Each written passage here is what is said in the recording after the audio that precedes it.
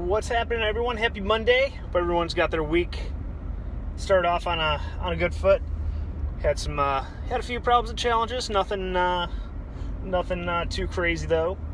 Just another typical work day in the shipyard. Get some shit done on my ship. But what I wanted to chat with you guys about today is comes straight out of today's Daily Stoic. If you don't read that book, highly recommend it. And if you're not familiar with it, all it is a bite-sized chunk of some quotes from ancient Stoic philosophers. A lot of people like to read their Bible or holy book of choice every day. This is something I like to read every morning, just real practical, bite-sized chunks of practical wisdom, and really enjoy it. Gets my day started off right, and today it really was a bit of not really a slap in the face, but it was just like one of those like boom, like in your face, like, man, this really makes almost too much sense. It's almost too simple, too easy to understand. But a lot of people don't understand how to mold their thoughts in a positive light. A lot of people like to live in a perpetual state of negativity.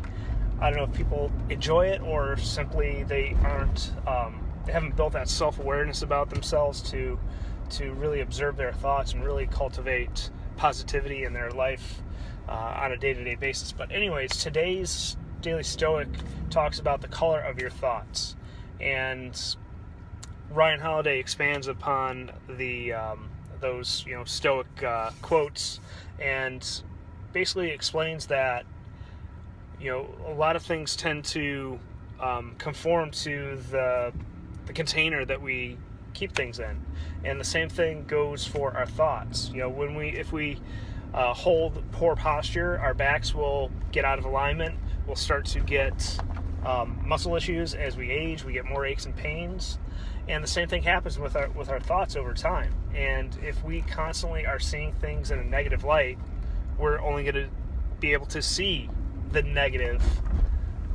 things in the world. It's like one of those, if you've ever bought a new car or made a big purchase, you can't help but see people who are driving around in the same vehicle that you desire. I just remember back in 2003 when I bought my first brand new car, 0-mile car right off the dealership lot. Actually, I bought it while I was deployed overseas, and then I had to go pick it up off the lot. But anyways, while I was waiting for the car to get delivered, I saw every person driving a brand new, shiny, bright blue 2003 Mustang GT. I couldn't. It seemed like everybody was driving them. The same thing goes when you are living in a state of negativity. You can't help but see the negative. You can't. That's all you see is the negative. And that's how our brains are wired. Our caveman ancestors didn't do us too many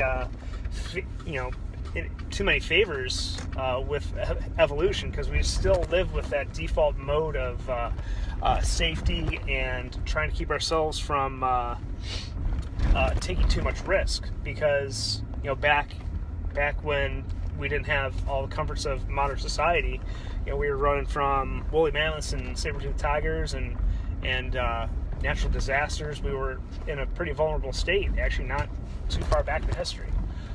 So, but our brains haven't evolved past that quite yet. So we're constantly having to fight that natural instinct of keeping ourselves safe and seeing all those negative things. And we have to really be put a lot of effort into cultivating a positive mindset, positive outlook on life. And it's it can be mentally taxing sometimes, especially the part of my job that I'm currently in, getting some good work done on the ship. There's some things that aren't going quite as well as I would like, and it would be easy for me to get down on myself for not seeing, not anticipating some of these problems. Some of it's some lack of experience on my part, but that's the beauty of things, is, things aren't going exactly as, or as well as we would like, but the mindset that I'm taking is like, I love problems and challenges. I'm an engineer. This is what I get paid to do, is overcome these things and learn, adapt, and overcome. And these are opportunities, not problems. So that's just one quick example of how I like to maintain a positive mindset. Because shipyards, they can they can get dirty, dusty, hot, smoky when they're doing welding. Can be a challenging environment, and you have to you can really fall into a negative mindset being around all that dust, noise, grinding. So we have to constantly be on guard for falling into that negative downward spiral. So that's what I want to share with you guys today. Again, if you're not reading the Daily Stoic, I highly recommend it. It takes me less than 2 minutes. It's a key part of my morning routine every single day. I feel a little less of a person if I miss my daily dose of stoicism. But anyways, that's where I'll leave things today. If you're watching live, make sure you let me know that you're watching. I know Kenneth said hi already. Appreciate you popping in. I see Josh, Jessica, some other folks watching, so appreciate you guys tuning in. If you're catching the replay, make sure you let me know you caught the replay. And today we're launching the Discipline Deep Dive program. Still have some time to get in. I'll be shutting it down here real quick. Our first call is on Thursday, but I've already been going with a couple folks who jumped in early, and been working with them here and there every single week, and interact with them on a daily basis. But if you're interested in learning more, just shoot me a message on here, or just go to kenyaziska.com/DDD to get signed up for that. All right, guys, thanks for tuning in again, and hope you guys have a fantastic evening.